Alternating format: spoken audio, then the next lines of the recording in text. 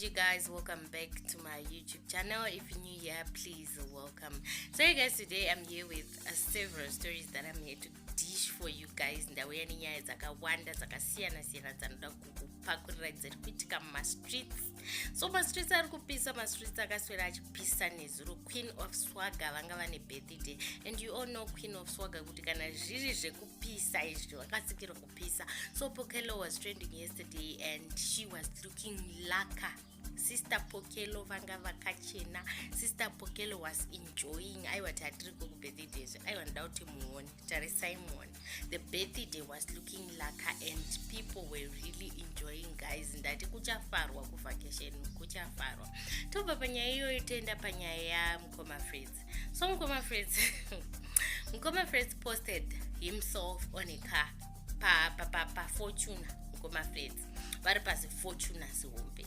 Vanhu vakatanga kubakuka comment section vachiti congratulations chichichi, and he was advertising for a company. Ndati mota yarwadza vanhu vakawanda. Vamwe vakaposta kuti maskits acho anyanyoita sei akutengesa vanhu mafortuna zvakazodai. A lot was said pamusoro pemota yaFritz. Ndopanonoti mota inorwadza vanhu, guys. Mota hombe inorwadza vanhu, and iye Fritz ari kuti guys, ini ndambobvira ndataura kuti ndatenga mota.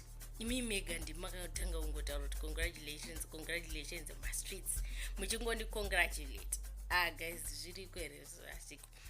Tisati tabva futi panyaya yebirthday raQueen of Swagger. Pane zvakaitika. Madam Boss posted a day earlier vachiti happy birthday Queen of Swagger, happy birthday kuna Pokello.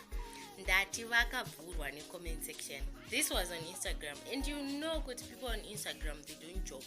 Zvasiyana nemastreets ekuFacebook. Vanhu vakataura zvavanoda, vamwe vakati mune dzungu, vamwe vakati makanyanya kupapa, vamwe vakati makaganira. A lot was said. Madam Boss vakashautiwa. Aiwa shouting wakapinda. Tobva ipapo tina Slay Queen vakatengerwa BMW kana Benz. Ini zvemazita emota ndiregerera ndizoziva. Just for a push gift, guys. Nembinga yemarara. Anzi akaitira mbinga yemarara mwana, and akatengerwa Benz kana BMW anyatsomirai muione iripa mutaura menge kuti. So mapush gift vamwe vari kupirwa, guys. Vamwe vari kupirwa kana isiko kwenya yoko, vamwe iriko. Tobva ipapo toenda kuna Queen Delicious. There are speculations about Mtangadura's death. Vamwe vari kuti hanzi mukadzi wacho. A lot of people are saying kuti mukadzi wacho ndiye akakonzeresa the death of the husband. But Queen Delicious came with a different version. Hanzi pane hama yaMtangadura, ndiyo yakaura yaMtangadura waiita business naye. Queen Delicious vari kuti ndiye akaura yaMtangadura because aida ane zvaaida. Hanzi vanga vane tenda, ndiri tenda ravaiita chichichi.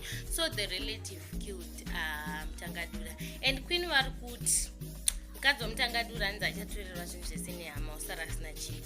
Saka hanzi mukadzi waMtangadura ngauye andione ndimupindire daro rake, anouya ne20,000. Ini ndikati Queen 20,000 vari kunyatsoiverenga mushemushere. Queen 20 gida. Hanzi kana uchida kuti ndikuitire daro rake zvisatora uya ne20,000. Saka ndo nyaya dzimwe dzandandinadzo nhasi dzandauya kuzokupakurirai. Thank you so much guys for watching. Make sure you like, make sure you comment, make sure you subscribe. My contributions enyu ndo madam comment section tinzwa kuti zviri kunyatsofamba here, zviri kunyatsodzibhuya here nyaya idzi. Bye.